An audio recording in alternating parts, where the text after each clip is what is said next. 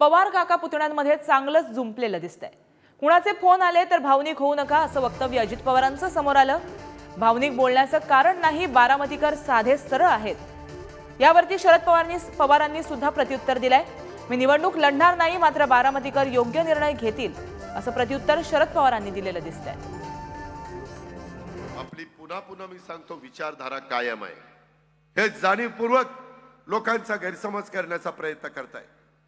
काय आपण एकत्र काम केलं, काही जणांच्याकडे आपला डाटा आहे, त्याच्यामध्ये वेगवेगळे बूथ, त्यांची नावं आणि त्यांचे फोन आहेत। काही 15-15, 10-10, 5-5 वर्ष कधी कुणाला फोन केला नाही, आता फोन करतात। काय कसं चाललंय, एवढी विचारपूस कधीच झाली नव्हती। तो डाटा आहे, त्याचा हा पराक्रम आहे।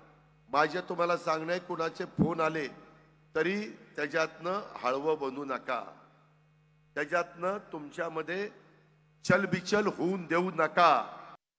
त्यांचं ऐकलं आता चांगली गोष्ट आहे। मी काही निवडणुकीला उभं राहणार नाही।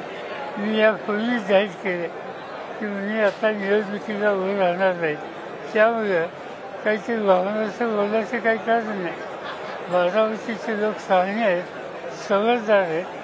वर्ष कुणी काम आणि त्यांची प्रतिष्ठा वाढवली हे त्यांनी पाहिलेलं आहे आणि त्यामुळे ते योग्य निर्णय घेतले।